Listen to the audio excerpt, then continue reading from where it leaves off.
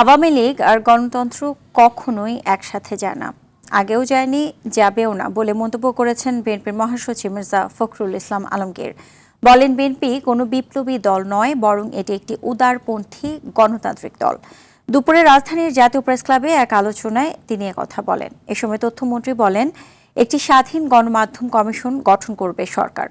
ওয়ালিদ সিদ্দিকীর রিপোর্টে দেখুন বিস্তারিত।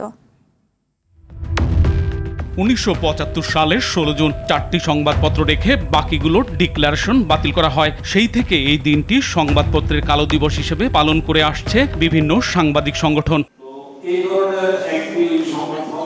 সকালে ঢাকা রিপোর্টার্স ইউনিটিতে সংবাদপত্রের কালো দিবস উপলক্ষে বাংলাদেশ অ্যাসোসিয়েশন অব জার্নালিস্ট আলোচনা সভার আয়োজন করে। এ সময় জ্যেষ্ঠ সাংবাদিকরা বলেন, গণমাধ্যমকে শক্তিশালী করতে হলে দল বা কোনো গোষ্ঠীর কথা চিন্তা না করে নিরপেক্ষতার সঙ্গে কাজ করে যেতে হবে। গত যে রেজিম দেখলাম ১.৫ দশকে, সেটি ফ্যাসিস্ট আমল। সেখানে ছিল পর্যাপ্ত পরিমাণে লাইসেন্স দেওয়া অলিগার্ক লুটেরা যারা আছে বা দলীয় আস্থাভাজন আছে, যাদেরকে টেলিভিশন সহ পত্রিকা এসবের লাইসেন্স এবং অনুমোদন দিয়ে এত পরিমাণে মিডিয়া আসলো যে অপুষ্টিতে ভোগা শুরু হলো। পত্রিকা মালিকরা আপনি দেখুন, এখন সাংবাদিকের স্বাধীনতা না, সম্পাদকের স্বাধীনতা না, মালিকের স্বাধীনতা, সেটি কিন্তু একটি বড় প্রশ্ন। বাংলাদেশে আওয়ামী লীগের ইতিহাস হচ্ছে অটোক্রেসি থেকে ফ্যাসিজমের ইতিহাস।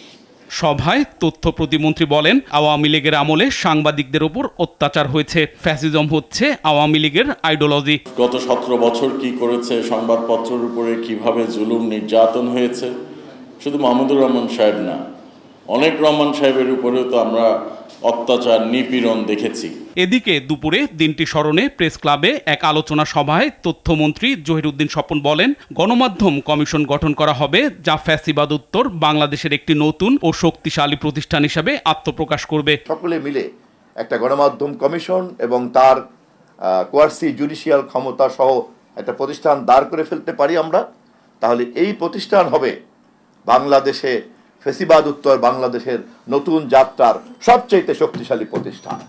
এ সময় প্রধান অতিথির বক্তব্যে মির্জা ফখরুল ইসলাম আলমগীর বলেন, নতুন সরকার সংবাদপত্রের স্বাধীনতা রক্ষায় প্রতিশ্রুতিবদ্ধ এবং একটি অনুকূল পরিবেশ তৈরির চেষ্টা করছে।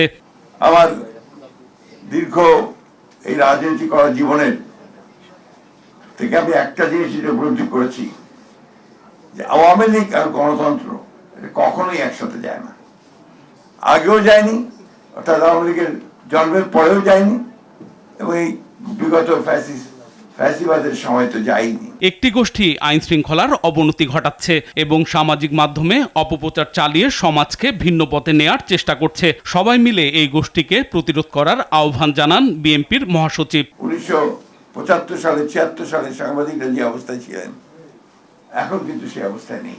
ওয়ালিদ সিদ্দিকী, RTV, ঢাকা।